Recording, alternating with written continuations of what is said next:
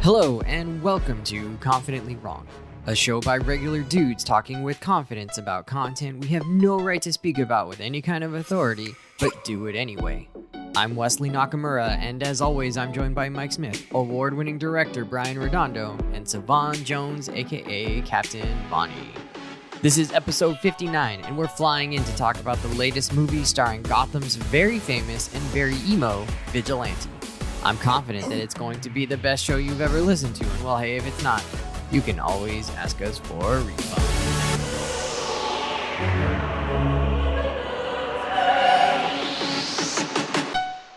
Incredible! All right, gents, welcome back. We did skip a week last week. It was nice to take a tiny little break. Teaching and everything has been just a lot of time. So, but I'm glad to be back with the four of your beautiful faces. Three. And voices. Three of your beautiful faces. Unless you're counting yourself. The voices that only a mother could love. But I did get my fresh haircut. Look at this. Look at my haircut. Ooh, you just got a haircut. I went to Joe the barber. Joe the barber is giving you the Jimmy Neutron. A little bit, huh? It kind of got a little pointy overnight. But it's fine. It's fine. I like it. So this episode, we want to talk about The Batman. Vengeance. I don't know. It's by Matt Reeves. It's starring Twilight famous Robert Pattinson. Not a vampire in this one, but he is the Batman. He did a pretty good job. Anyways, what is the premise of this movie, Brian? Some people haven't seen it. Some people might be like, well, should I check it out? Brian, tell them about it without spoiling anything yet. People out there, if you don't know what Batman is about, this movie's not for you. It's Batman. What do you need to know? The Caped Crusader, rich guy in a bat suit fighting crime at night. No, but what makes the Batman a different movie? This is what I have to deal with all the time in the effing group chat. If you only kind of know what Batman is, this movie is not for you either. Yeah, they're not listening to us. You don't know that. Well, you could still give them a premise of the movie, not premise of the character. Okay, so I'll talk about the premise as it relates to other Batmans. Okay. So the Batman, Matt Reeves' version of the Batman. So for one thing, it's not an origin story. So we don't get the whole, oh my God, this guy on the street shot my parents. They allude to it, but it's not a core part of the plot moving forward. You know, it's not a chronological, this is what happened, how I became Batman, right? It's not Batman Begins. Batman is already established as this presence in a very dark, gritty, rainy, neo-noir Gotham City. So rainy. Everything is rain. He is emo, he's moody, he constantly calls himself Vengeance without any irony. And the plot is really revolves around the Riddler. And the Riddler in this incarnation of Batman is a serial killer who is targeting high-profile elected or government officials. And so the movie starts out with one of these grisly murders, kind of dark, kind of haunting, and the Riddler is leaving clues directly for the Batman. So this film is very much about the Batman, the detective, trying to solve the serial killer case. And everything springs from that central plot. Thank you, sir, for that little update. So me, Brian, and Mike have seen the Batman in movies, The Vengeance Man.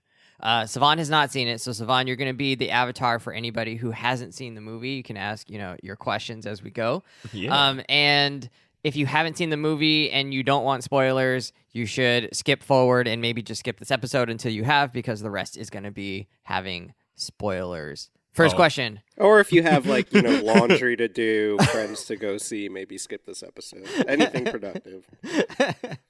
But if you're, you're stuck, and you can't do anything else but listen to something, feel free to listen. Did the movie surpass or fall short of your expectations? Brian, I want to hear from you as our resident cinemaphile movie buff auteur. So I think for me, I was always intrigued by the trailers of the Batman, which did show this dark grittiness very upfront. And but then I saw, okay, this movie is 3 hours long.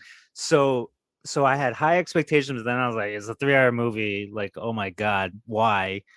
And then I watched it, and I think so it exceeded my middling expectations in that regard. Uh I know that's not the glowing recommendation, but for me, it was a really great immersive 3 hour experience into Gotham City, which is really unlike the most recent trilogy or nipple Batman from 30 years ago. Joel Schumacher. What a legend. I like it. I think for me, this movie surpassed what I was expecting of it, but I had really low expectations. I know some of you guys were kind of excited about it. My sister was really excited about it. She was like, I think it's going to be really great. And I was like, I don't know. I mean, we talked about this a little bit last time, that like my skepticism around Robert Pattinson being able to carry a movie that I'm actually interested in was pretty low. Is that just based off of Twilight? Sort of, except I haven't even seen Twilight. So then what were you skeptical about? He's just That's how you been a hater, my dude.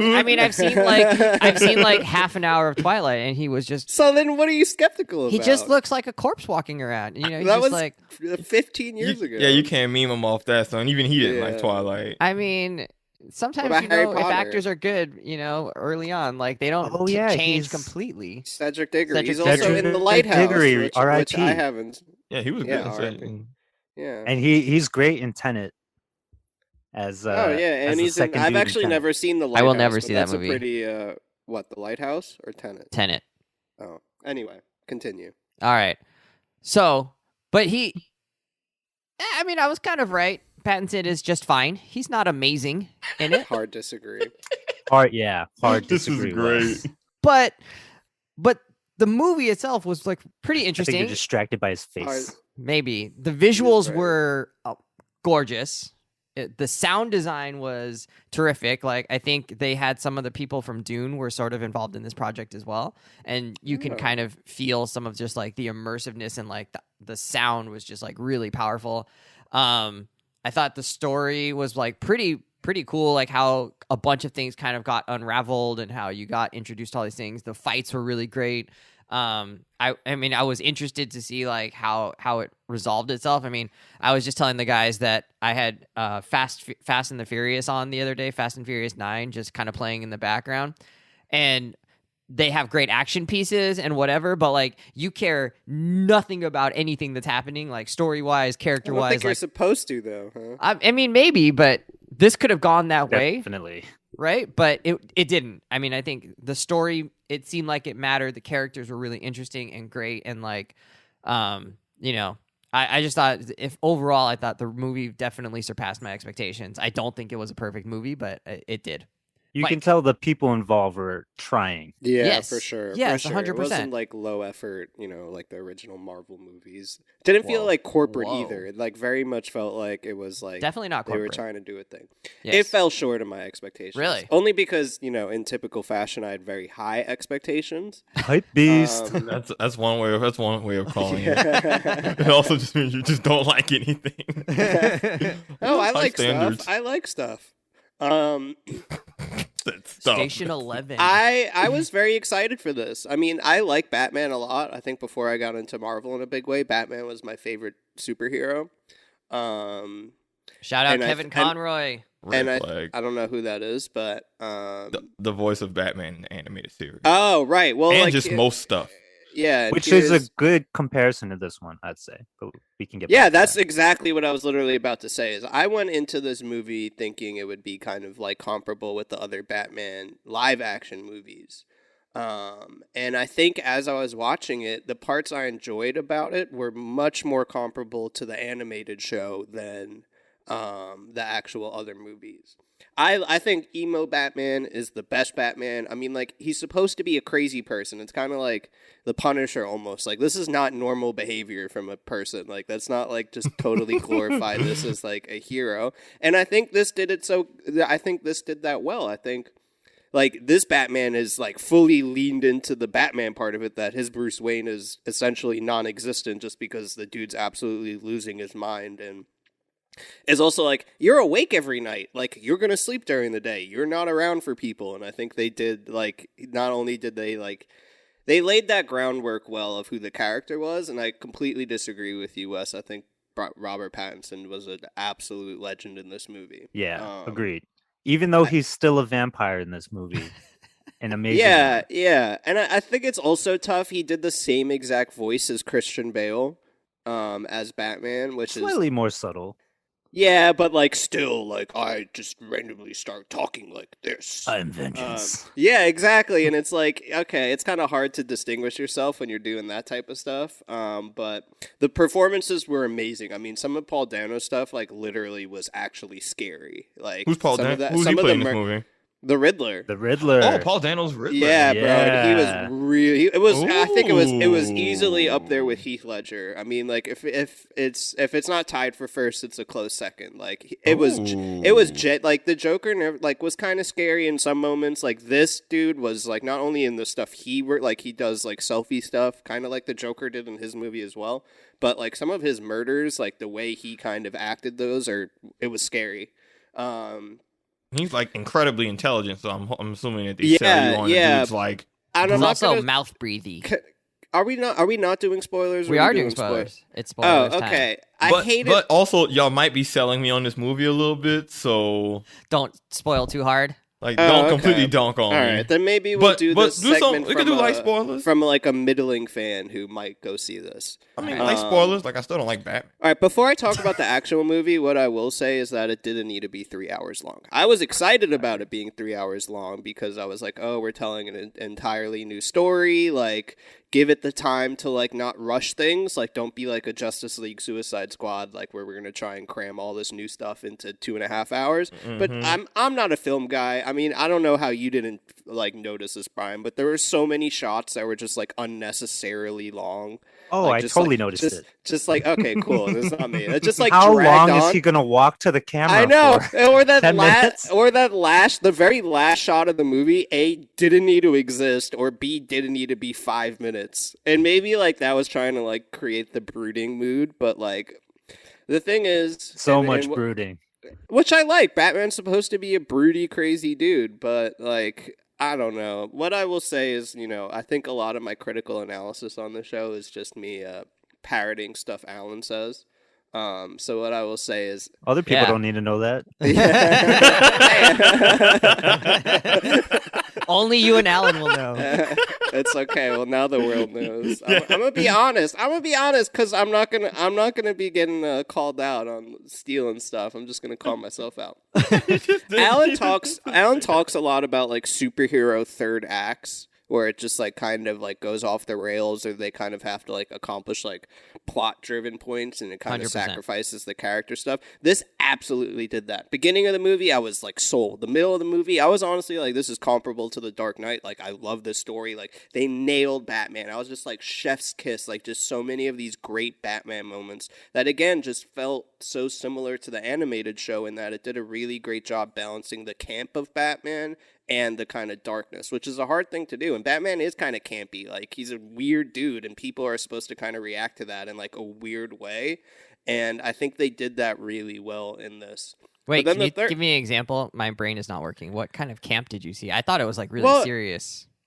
He's just, like, a kind of weird guy, and then I think a lot of people react to that, like, oh, what's wrong with you, dude? Or, like, you just show up all the time, or, like, oh, you just leave, like, that type of stuff. And then also some of the villains are super campy. Like, come on, dude. Like, yeah, like, oh, take it easy, sweetheart. Like, no hablo de español. Yeah, like, some of that it, like, stands out, and I think, like, that compared with how broody he is a hard line to walk, and I think they did it well in the beginning, and then the third act, when things start getting a lot bigger, and, like, the QAnon shit and all the henchmen, I was like, wait, this isn't...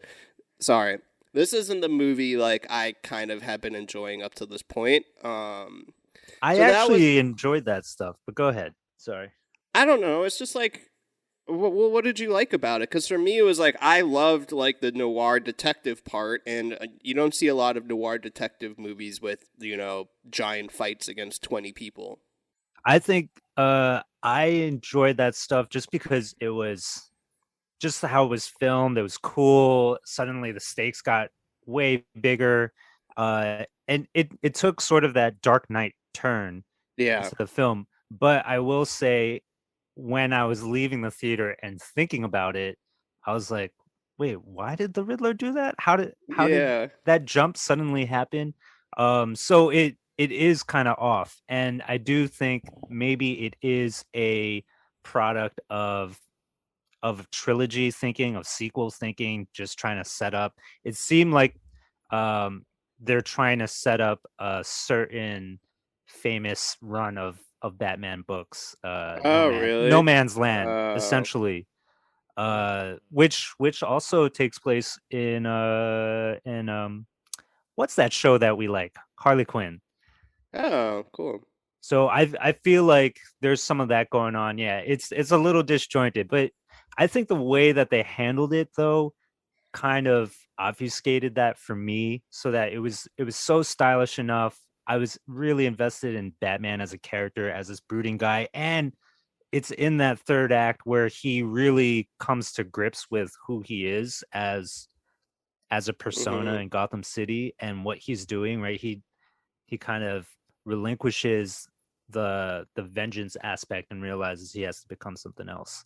So in that regard, I was kind of into it.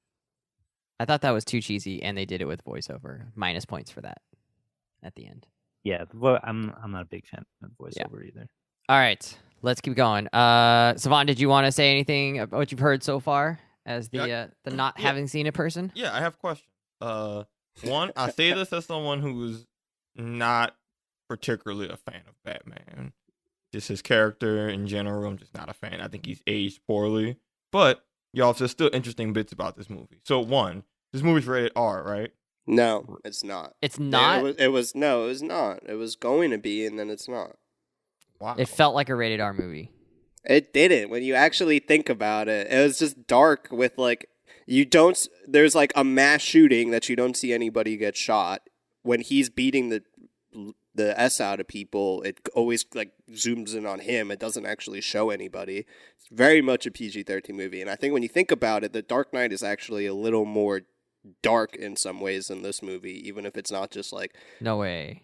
This one is way scarier, like the dude, the Blair Witch, selfies. No, that's scary, the but heavy breathing. Yeah, exactly. Yeah, like the fairy stuff in The Dark Knight, like that messes kids up. Like thinking about like the decision you would make in that situation. I don't think there's anything in this movie that like kind of makes you think about being a character in that, which is far less damaging the rats to children. I would and say. The cage and the person. Yeah, that was brutal. That was definitely brutal. All right. I think also the Riddler's murders, a lot of them happen off screen. Yeah. It's true. But in a good way. Like I really like what Matt Reeves did to show it stylistically, so it's more of a sort of a chilling feeling rather than a gory feeling. Yeah. Okay. I don't know. I would not be taking kids to this. No, I think I get what y'all are saying. Not like a child, but like a 13-year-old. I don't think it's going to scar them. I'd bring my 4-year-old niece. All right, keep going, Savon. All right. Okay, so the other one. So we've seen Batman as leaning into the like billionaire rich part. This one, you say it doesn't really lean into that. Well, it does. Go ahead. Like, is there any other version of, like, what version of Batman portrayals that y'all have seen? What would you compare this one most to, and which one would you say maybe it's least like? It's probably most similar to Christian Bale's Batman. I don't know though, even though it's pretty different from that. Yeah, I mean, but Christian Bale's like you know, I think when we talk about these characters, you have to think about them in their like superhero persona and their like day-to-day persona. Yeah, Like, I Christian mean, Bale leaned very heavily into like the playboy thing, right? Like confident, like on top of his like, you know, Mhm. billions and stuff. This dude is just like a crazy person. Like he's literally, and I think maybe it made me think of like the animated series Batman, like when he was like, because he's supposed to be like 50 in that show, right? Like he's a little bit older. Yeah. Yeah, I think like when he was younger and like getting his shit together, it might have been. Sorry, Wes. Sorry, Brian. Not Brian. BK. BK. Sorry. I feel like it might have been that. I don't know. It's just like they leaned 100% into Batman and like none into Bruce Wayne. Okay, that's interesting. I didn't get crazy vibes. He certainly had issues, but I didn't get crazy vibes. Really? Like Yeah. I feel like the first fight in the movie, he like knocks the one dude out and then just continues like wailing on him. He also like uses Yeah. a drug thing. Like I like that he Oh, didn't. I I like totally that forgot he about that didn't part. have a lot of tools. Like he was very much getting like knocked around. Like Yeah, this is when he was the- about to fly, I thought he was gonna like just whip out the cape and do the Christian Bale thing. And when he did like the wingsuit thing, I was like, oh, that's cool. And then he just absolutely ate it. I was like, Oh my god, like multiple times. yeah. And they didn't That cut was brutal. away. That And was he brutal. doesn't really have a lot of like his gear is just is like almost just like you know Army surplus. like a modern day police department, just like, you know, way more military like detective looking gear than anyone would possibly need. And like his he only has like the one batarang, and then he just whips out like a potion like from The Witcher or whatever and just absolutely drugs himself to make it through the fight. It's like, Batmobile wow. is just a muscle car, which is Yeah, a the mad kinda Batmobile. great. Yeah, I like muscle that. car with I- nitro. I Yeah. like that, and I think like it wasn't too heavy-handed with. We're steering away from Savon's question, but it wasn't too heavy-handed with the noir stuff. But I think like it did really do a good job of creating that world, and then having Batman like feel like a part of that world that makes sense. Yeah. So this is like the grounded level Batman, right? Which is why, you know, all his tech isn't wild and crazy. He's kind of vulnerable in fights. You see that a except little he's bit. He doesn't uber seem bulletproof. Yeah, he's Yeah, uber no one ever bulletproof. tries to God. shoot Like- him in this space. He's Yeah. so bulletproof. That part Yeah, sucks. he can take rifle shots. Well, no, it knocks him down, and it clearly hurts, which I think that's kind of if you have really high level. I don't know. Yeah, what I'm if he's talking I about. I don't think know that's if he's kind of how wearing 5 Kevlar layers works. of Kevlar. Yeah. I don't know. That's what you gotta suspend your I- disbelief a little Yeah. bit. Well, I So- don't know. I Bullets actually kill didn't mind that usually. so much. No, But you I might. think he's general relative to the other Batmans we've seen. This is probably the most grounded, maybe since Adam West, if you want to throw him into that category. But and then like from a brooding emo perspective, it's got sort of the vibe of the animated series on that, but then completely takes out the Bruce Wayne aspect of it. hmm That none of this playboy charade, it's non-existent in this, and so I And think they make a- that really sets him apart. He's a from weirdo other Batmans. recluse. Yes. Yeah, well, they make a point in the movie to say, like, yo, you haven't done any Bruce Wayne stuff. They're going to take away all your money. And he's like, I don't care. I'm like, well, you're not really thinking ahead here, Bruce. But Okay. also, so shout out to Andy Serkis as Alfred. I thought that character did a lot to No, Wesley? I think you need a good... I think you need a good Alfred to play off of Bruce Wayne. I like that this Alfred had a little bit more agency. Like, Michael Caine was kind of just there as an advisor. Like, this was a younger Alfred, and I think in the animated show, I remember he, like, does some detective stuff or is, like, in the computer, blah, blah, blah. Mhm. So I like that. I didn't like his last conversation where it's just, like, Bruce was an asshole to him in the hospital, and then they made it up, and then that was at the end of him in the movie. But that's just, larger third act.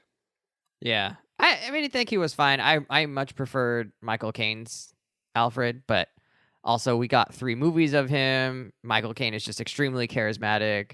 So Yeah, I it's don't know. Michael Caine. Like, I mean, yeah. he's always going to be a better performance. But I mean, when you talk about what the character Alfred means relative to Batman, I think it's more so about the interactions between the two characters rather than the individual performance of the Alfred character. Well, that's what I liked about Michael Caine because he was Christian Bale's conscience. He was the one who was always trying to like steer him and have him avoid the potholes of like going over the edge, right? And I mean, I think this Alfred did that too, but I always sensed that Michael Caine cared more about Christian Bale's Bruce Wayne character than Andy Serkis cares about Ooh, I Robert disagree. Pattinson's. Disagree. I mean, but I don't think he did a bad job. I preferred Michael Caine's Alfred. This is a minor detail. We should keep going. Well, Okay. I think I'm actually kind of sold on this movie a little bit. All right. Because I think my biggest issue with the Batman character is like just the whole rich guy beating up people on the streets because he's upset. Like just like it's just aged horribly well, and I don't like it. But and also I feel like Batman gets treated as almost like a Jesus character. Batman's always got a plan. Like he's still a dude. Like let's chill out a little bit. So I'm always a fan of when they tone him down to actually.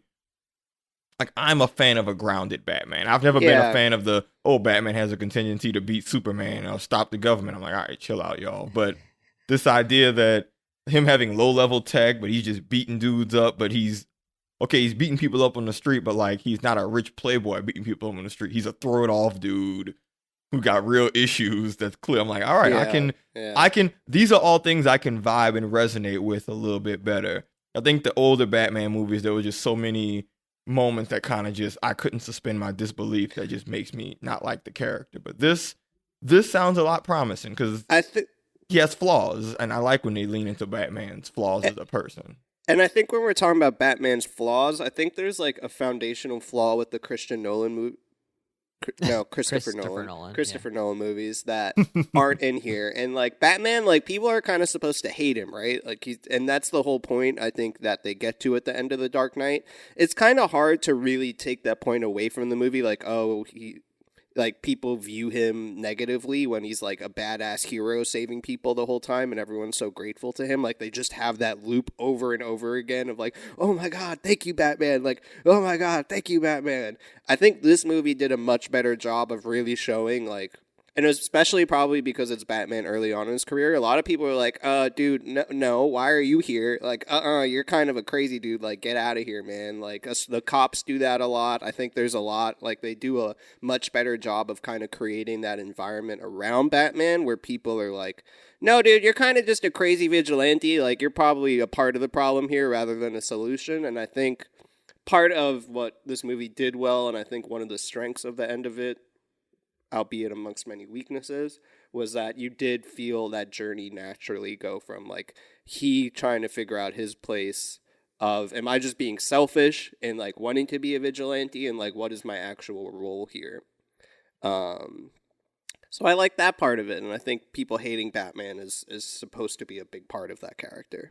Okay, I can get jiggy with that because you know there's some versions of Batman where he's straight up like he might as well be on the police. He might as well put a Gotham PD sticker on his chest. Like you played the Batman games.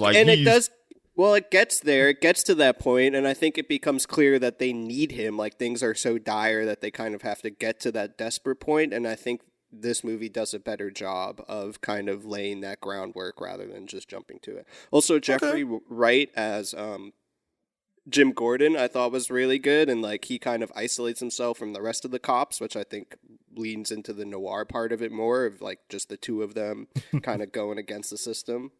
Yeah. Okay. Yeah, I think what kind of makes it work is that Gotham City is a really huge character in this movie compared to other Batmans we've seen. Like it is the noir city where everybody is corrupt, where everything is falling apart. It's constantly raining throughout the entire movie, for no apparent reason other than just for mood, right? And It's not you know, everything's though. Everything's It's shadows. just a vibe. It's just a vibe. It's a vibe, for yeah. sure. Yeah, it's It just like, yo, makes- this is a vibe. It makes everything have a certain weight and feel to it. And then so when you're following Batman around and you see how people react to him, yeah, they think he's crazy, but we also know that all those people are dirty. Like everybody is dirty in the entire city. Well, you the judge. So right, exactly. So it's kind of like, well, Batman emerged from this shit pile. Sorry, PK. And This is about to be the new bit. and so you know, it's just how it is. It's part of the world that he I think inhabits. That's another contradiction in the Nolan movies, right? Is they're trying to do the same thing and be like the city's so falling apart and at the seams. But most of the times we see Gotham, it's like Bruce at the ballet or Bruce at like a penthouse like soiree, like that type of stuff. And it's like that movie didn't do as good a job like balancing him being wealthy and all the rich corrupt people with also showing you that it's kind of the city's falling apart. And I think the fact that this movie kind of revolves around that really grimy club that all the politicians go to goes a long way to set the vibe. Yeah, Okay. grimy club, people on a drug that's specific to Gotham Oh City. yeah, cool drug. Like that a lot too. Yeah. Yeah, I thought that drop was- heads. And yeah. like even Catwoman, right? In the Nolan how's movies, Catwoman in this movie? I meant to ask Catwoman that. is like, Fantastic. jumping into those soirees with all the millionaires and stuff. But in this, she's part of the grimy club, right? Like that's her end of the spectrum, and it's definitely a seedy world. And I think Zoe Kravitz, to me, in a lot of ways, is a scene stealer.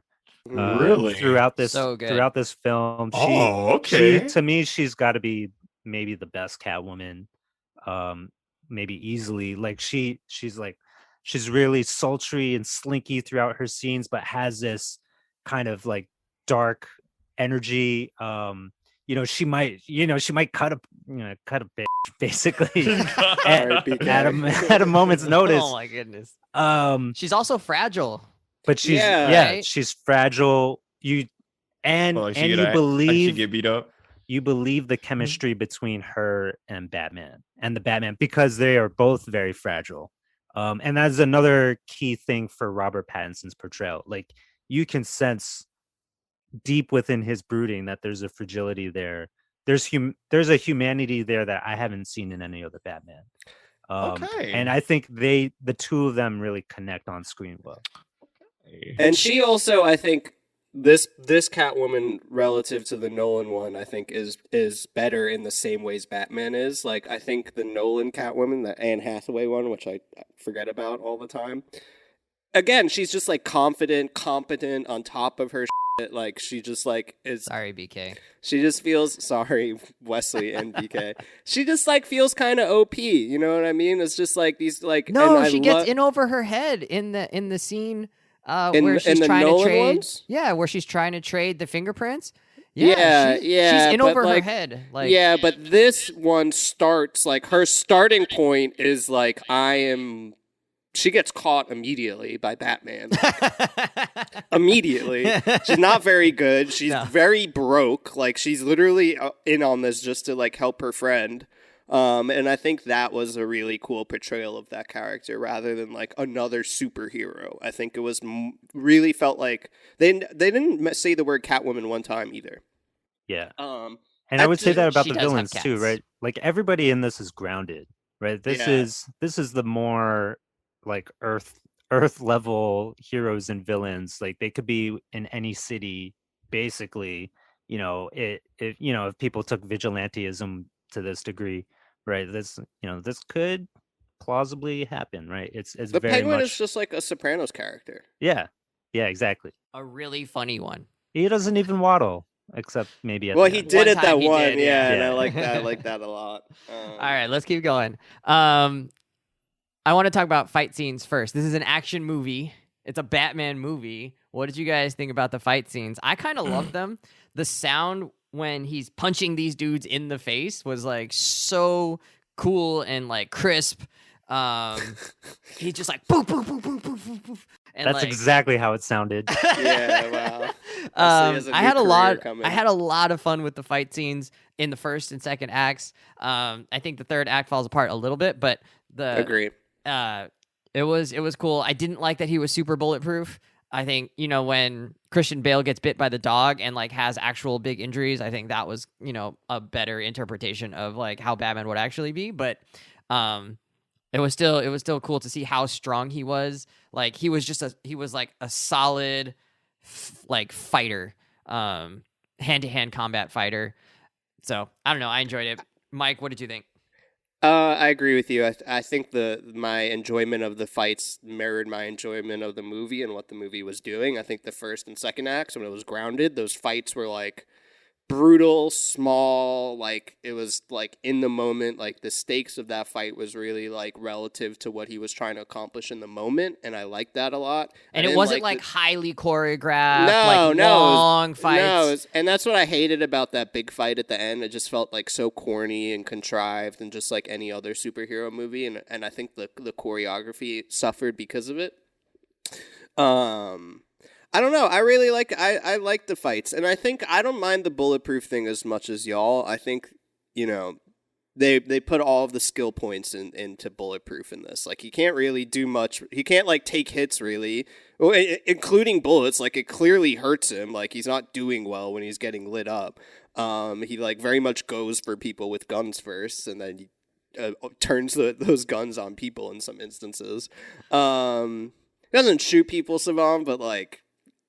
He has other people shoot other people. Oh, okay. Yeah, we're not quite at that point. He also beats the crap out of people with guns. He also has like a taser that he used pretty excessively. Yeah, so it's like I think his gear is so pared down that maybe like one thing that is like besides his ability to fight really well is like word gets around that like you can't really shoot the dude. Like that's pretty scary, and I think they kind of choreograph fights and like that one scene in the dark, which is in all the trailers where he's getting lit up and then like going back and forth and beating all the dudes up. So I like the fights. I like the bulletproof part of it. I think like if there's one thing to like that they kind of invested everything in terms of his gear was just how resilient the suit was. I thought that was cool. It's your show, Wes. You don't need to raise your hand. Well, I just didn't want to talk over because I think Savon probably wants to jump in here. The one thing I wanted to mention was the kid with the half face. What kid with a half face? Yeah. Yeah. The half painted face. Yeah. He's inductee to the gang. Yeah, that same actor is playing Tim Drake in season 3 of Titans. Oh. So I don't know Is that intentional? Yeah, I don't know if there's going to be like a crossover of like he becomes Tim Drake in like this Matt Reeves universe, or if they just liked his work and so who's they're Tim hiring Drake him here. He's one of the Robins in comic books. Okay. But it'll be interesting to see if that becomes a thing or if it's just they liked his acting and he's a completely different character in this one. Will they ever address Batman's harem of Robins ever? Like, what do you mean? He's like the Michael Jackson of the DC universe. Whoa. This is how they address it. Real talk. How it ends up being addressed is the OG one, Dick, becomes Nightwing. He's like the prodigal son. Love it. The second one, we should go to Bloodhaven in the next one. I mean, that'd be a fun crossover. Nightwing's a good character. He's like the prodigal son, the golden boy. He keeps it together. Jason Todd, the second one, is like the one who is not the good one, who goes off the rail, gets tortured, almost dies, becomes a villain. And what villain does he become? The Red Hood, I think. He was the main villain in Ark. The whole bit, there's a lot of ways they do it, but either way, it's like he was tortured by the Joker, left for dead, and now he hates Batman. It becomes more of like a vigilante. I'm gonna kill people. Like he uses straps. And then Damien was like the son. They address it by saying they all have very different outcomes, and so how they address it is like, hey, bro, look how this one turned out. You still about to be doing this? And he'll say, well, look how this one turned out. Yes, I should still do this. And then he has like a son. He has like a kid one now, Damien. It's a lot, man. Yikes. Yeah. Batman should see a therapist before he mentors Becomes young boys. Yeah. All right. We've touched a little bit about it. A lot of folks are really into, and by a lot of folks, I mean people on my Twitter timeline, are into this movie in particular because they feel like it shows Batman as a detective. And it does. And that they feel like this makes kind of a better Batman movie because it takes on that aspect of it in a little ways. Do you think, or in a major way, I think they think it's in a major way. I thought it was kind of minor, but it's there. Does this win as a detective story for you? Brian, what are you thinking? I think they try to do a good job. It's part of the grounded nature of Batman. So he's, he's kind of vulnerable in fights, like you guys said, but he barrels into them. He doesn't do like superhero kung fu or anything like that. So he barrels into fights, and then he's also fighting crime with his mind. He's trying to solve this serial killer problem. I think, does it work though? I would say no. Ultimately, it Ooh. doesn't work. I Why think not? it's a nice attempt, but as as a mystery, as one of the necessary elements is being being shrouded, right, and trying to actually figure it out. I think so often during the movie there's a riddle, Batman solves it immediately. There's no room left for the audience to ponder the answer to these things, and there's no careful deliberation or contemplation of how he's arrived at these answers for the most part. I think, yeah, these things, like, they come Brian throughout wanted the a film. 4.5 hour movie, apparently. Oh God, no! Jesus Christ. Yeah, Sounds, I mean, it sounds amazing. 3 if you're hours gonna was make too a long. detective movie, like, it I has agree. to live up to other Yeah. whodunits, or other, Knives Out is like a great example where you kind of know what happened, Shout out but Ryan you don't know Johnson. how. Yeah. Not the Last So Jedi. this is one of the things where, yeah, okay, the Riddler does some interesting stuff, leaves these riddles and these ciphers, but they all get answered very, very quickly, and don't spend enough time on the actual problem, right? We end up spending a lot of time on Batman going to other locations and interrogating people and stuff like that. And so I think the necessities of creating a superhero movie get in the way of the actual mystery. Yeah. Good take. I mean, like, I couldn't said it think better. like Alan and Richard, who I saw the movie with, had a similar opinion. I agree with, and obviously, like, the riddles, that becomes a huge part of the detective part of it, but, like, that felt like such a classic Batman moment of all the cops, like, reading the riddle and they have no idea what the answer is, and then Batman just in a dark corner just, like, grumbles the answer out really quick. Like, to me, that was such, like, a classic moment that I kind of look past the actual detective part of it. It's hard because it's not just a detective movie, it's a Batman detective movie, and, like, that's a little bit different than just, like, a Knives Out type of thing. I don't know about the whole darkness thing, Wes. Like, I was hoping this movie was going to be like Logan, which stays grounded the whole time, and this movie didn't do that. Yeah, I mean, like, the scope of the movie is actually pretty small. No, it's not. In terms, well, no, but in the beginning it is, right? Like, in the beginning, Riddler's, yeah, and then it Riddler's randomly main beef is particularly about one problem, which is corruption within the government in the city, not like in the world, not in the thing. He's not trying to take over. He literally wants to root out corruption in the city to make it better. So in some ways he's like an anti-hero, right? He in his own mind, at least, and he's too far gone to really get there. But why is he so upset about this? Though? I like that's that what I didn't aspect of understand. Yeah, think- Riddler is not fully developed. Why does he care so terms much of about this? motivations, Like, yeah. he was an orphan, and then they left it at that. Like, did your parents get killed behind this whole Yeah. like corruption? No, but like, he why was are you supposed to- so upset? That about was because enough. He was, And then no, why need are a you reason so for him upset to be about? against Why are you so corruption? upset about Bruce Wayne too? Yeah, no, but because it's he like, was it's supposed not to just benefit. No, he was supposed to benefit from. I think it's a big jump. from the from the renewal fund, right? stuff. And all of that stuff, all the corruption steals all of that. The orphanage basically like runs out of money. But why this one like rat thing? He's so passionate. Why is he so passionate about the Maroni thing? Because they're all involved in getting all of that money out of the fund. Yeah, it's exactly. I think it was pretty Right? Like thin. he feels like hard his, done by. He should have had opportunities, and they were all taken away by these people who already had opportunities. I know, but like I feel like I wish there was something like personally that happened to him, just because it just felt so weird that he took like this corruption so personally. Like I understand, like, oh, if your parents got killed by Maroni or something, like I'm getting revenge for my parents by undoing the system, and that's what. Like it's not that he was just against corruption, like. He was pretty viscerally violent towards all of Look these at all the people. January 6 people. Yeah, lots They of weren't- they terrorists weren't don't have killed. personal stuff happen. This is The about Unabomber. those in that's power. patently false, Savon. That's a lot of what terrorism I think is now is that it's people that their parents were killed in an airstrike or things like that. Like especially in what we're seeing in extremism coming out from areas we colonized in the Middle East. We're getting a little political here. I think that was like something they do, and I think like with Joker in The Dark Knight hinted at that a lot. I mean, Bane had a whole personal investment there. I loved the Riddler in this, but at the end of the movie, I was like, wait, why did you? And then also, like, you hate all these people for the corruption. Why do you also hate Bruce Wayne so much? Just for being a rich guy? Like, Yeah, for being jealous. Yeah, I think like the and movie Bruce Wayne spends didn't make sure the money went where it was supposed to. He was abdicating his responsibility. Oh, but also he was just like he couldn't take it out on the dad, right? That was part of it.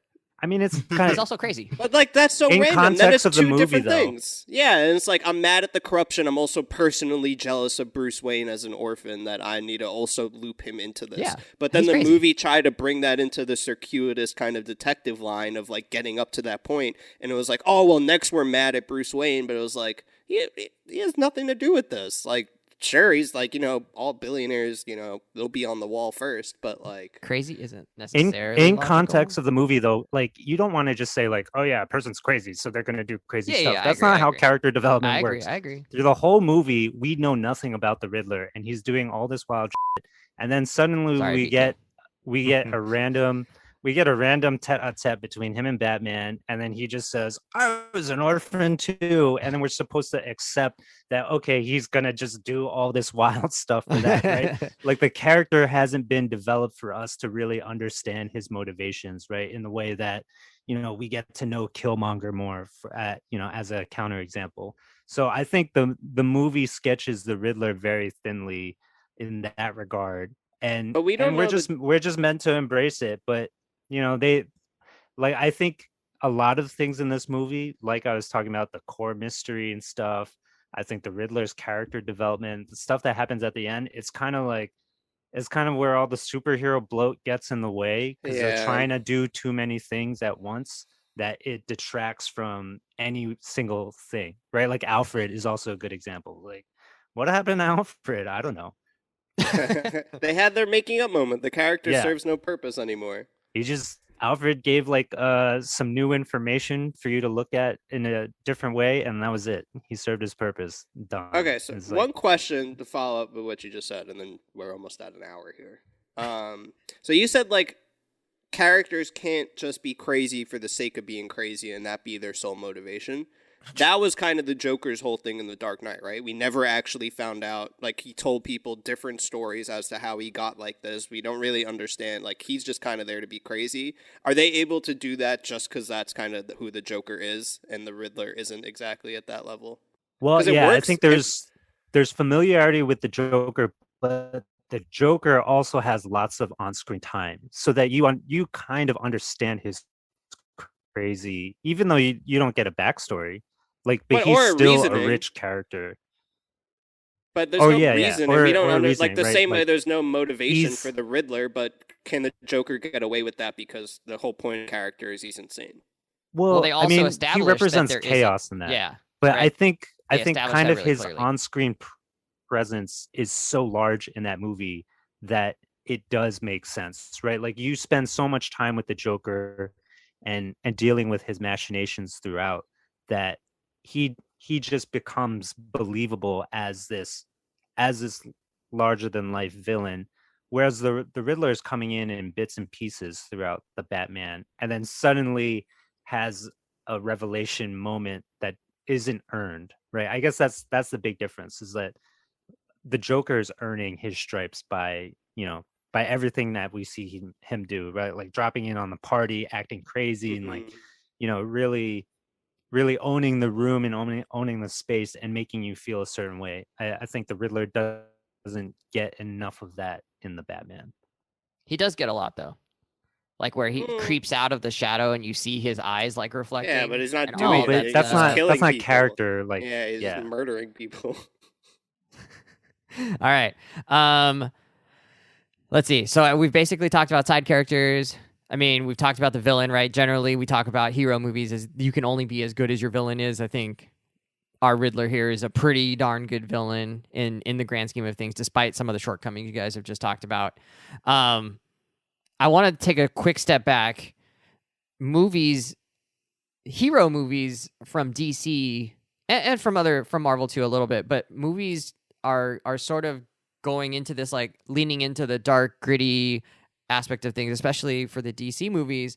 are we losing something in comic book movies where like people are searching for like the next grittiest, the next brutal, the next I don't think DC thing is anymore. I disagree. Where we're not also embracing the heroic, the kid friendly, the like sort of I don't know what to call it, the goodness of some of these characters. Like in some sense, I would frame this as like, is this a show that like kids could get behind and kids could enjoy, and like this is very much made for adults? Are we losing something by having these heroes not be, in some ways like kid friendly? Or is that a good turn? Like it makes for better movies, it makes for better film, or what is the balance there? I kind of disagree with that whole premise, to be honest. In what way? Well, I think it started like, you go back 10 years, Marvel was lighthearted, DC was dark-hearted. And I think now it's switched. I think DC's kind of given up on creating the universe as a whole, it seems like. And I think a lot of what's been really successful for them hasn't been super dark lately. I mean, the Suicide Squad is incredibly not dark. The but also Maker? not kid-friendly. I don't know. Well, those are two different things, right? Yeah, that's two different things. I mean, kids are playing Grand Theft Auto. Kids are playing Grand Theft Auto now. Like, is just violence. Like, yeah, but it's not dark. Yeah, no, I don't. Okay, yeah. So all that violent and dark aren't the same. I agree. I don't think DC is going. I think DC is now like, screw it. Like, let's just make funny stuff. And I think it's the next movies they have coming out are The Flash, 5 years too late, and another Aquaman movie, and now Marvel's going and Black Adam. Yeah, that looks kind of dark, to be fair. But it's like, remember what what DC movies were like when they were trying to like build their it up relative to the MCU. Like those Superman movies were kind of dark-ish. Batman vs Superman is dark and not much else. Justice League, obviously, and then they did all the other stuff. And Marvel was obviously ha ha ha, and then Marvel went in the Infinity War, Endgame, No Way Home direction where it's pretty dark. So I don't know. I think I kind of disagree. I think they're going in I don't think they have a linear direction anymore. Like they played like one of the plug things prior to the movie, and it was like, here's all the DC stuff coming up. And I was like, none of this shit is connected at all. Like it was like they played the Batman and then they cut immediately to a scene from The Flash, and I was like, oh my god, like that gave me whiplash in 5 seconds. I mean, that's fine though. Like I agree with. I mean, Wes, I kind of disagree with the premise a little too, but I think that's just with how superhero stuff has always been historically. Lots of characters have always had different iterations of their stories told that were meant for different audiences. But it's different in movies, though. I mean, it's the same thing with the movie. I mean, I think it's the same across all media. Like, it just works in different spectrums, right? Like, the Batman video games have a different tone from the Batman cartoons, from the Batman movies, to the Batman action figures that are not associated with any of that. Like, when it comes to how you want to advertise these characters, there's not going to be any question of whether kids are going to be into Batman or Superman. It just depends in this specific thing you're releasing, what subset of that fan base are you trying to appeal to? So you can have Marvel stuff that's like for the gritty stuff, like Deadpool, if you like violent potty humor. But then there's all kinds of other stuff for whatever your tastes are. So like, this isn't a new thing. These, again, we just talked about how the Batman movies across the last 30 years have stuff drastically different tones and audiences that they probably appeal to. We all still were kids who grew up exposed to Batman. So, like, it doesn't really matter. Fair enough. I guess that question was dumb. We'll just take it out. No. It's not a bad question at all, but it's good to understand how these big, massive characters that are part of our actual pop culture are so massive. It doesn't really matter how you advertise them. It kind of gives you the liberty to do different stories because the brand gets you some consistent loyalty. This movie wouldn't work if it was just, would this movie be received the same way if the plot works the same but no one knows who Batman is? Yeah, I don't know. Yeah, I don't think so. So, some of it's just... They're playing with your expectations a little. I mean, it's not like it's a rhetorical question. There's no right or wrong. It's not, but it's just, it's something it's food for thought. I am hungry. All right, how many batarangs are you Damn. awarding out of 5? I'm going 4.5. That's Plus points really for strong. fights, for Riddler, for Jim Gordon, for Zoe Kravitz as Catwoman. Tons of good stuff there. Great action sequences and fight scenes. Minus points a little bit for the part where he jumps on the thing and cuts off the wire and for no good reason. That didn't make any sense. Shocks himself, but is totally fine. Yeah, like minus points for that. But overall, I really, really did enjoy it. I don't think I thought it was amazing. Like, it's not my favorite movie ever, but I did really like it. Brian, how many batarangs are you going with here on this one? I'm gonna give 4 batarangs off the chest. All right. I agree that this was, despite it being 3 hours, it was a good 3 hours that I was really immersed in this Gotham City world. Almost every frame in the film is beautifully shot Gorgeous. and sounds really cool. And I mean, the 4 batarangs, that's mostly for the vibe. Really, if I'm being honest, despite Batman taking 20 minutes to walk towards the camera in one take, it's a cool walk. You're like, yeah, that's dope. And then, minus points for, a little bit rushed through plot, maybe not as deep Rushed on through some plot characters. in a 3-hour movie. That's what I'm saying. I mean, the core serial killer plot, like some of those things are just kind of, barreled through. The questionable third act, and some laughable dialogue that I don't know was meant to be laughable or not. So yeah, there were a few moments where we were all and it's not like the most groundbreaking thing that we've seen, right? Like to some degree, this felt like an extension of earlier Batmans. Mike, how many batarangs are you going with out of 5? 4 for the Also the 4. same. Yeah, I might have been like a strong 3, light 4. Ooh. But Alright. we don't do that system, so we're just gonna go with the 4 here for Alright, everything sounds good. Brian said. But Colin Farrell, yelling at them about Spanish gave it an extra point 2 there. Unrecognizable, by the way. Oh, that Colin was Farrell. Colin Farrell. I had no idea. Are you serious? Unrecognizable. I thought he was the dude at Arkham whose voice I No. heard. No, that's the guy from no. Eternals. No, it was the Penguin. Oh, Take it easy, sweet. There were a few moments where it sounded like the line between like a Brooklyn accent and a Irish accent seemed to get very close. Like when they're beating him anyone up, could where it's do from. it, when Colin they're Farrell did. interrogating him, he's just like, "Oh, come on!" That's a spicy meatball. Yeah, pretty much. It was a little bit much. All right, friends, that'll wrap us up. You can find us on socials on Twitter and Instagram at confidently_pod. Savon's been taking over the Instagram, and you've seen an increase in quality in the social medias for sure. You too. 100%.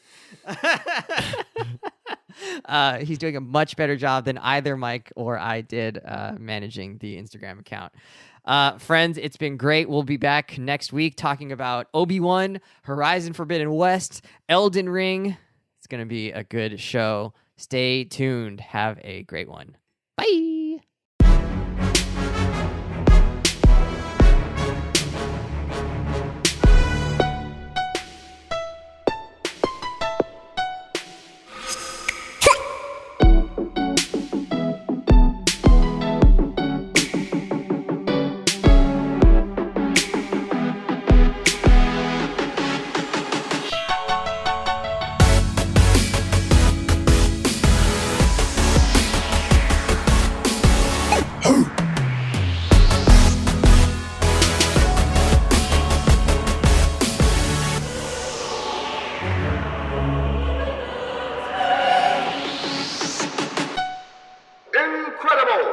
Traveling with people who are like from New Orleans and haven't traveled much is dope because there's specific things that they're not exposed to in New Orleans. I was with Savon, and the first time he saw a basement.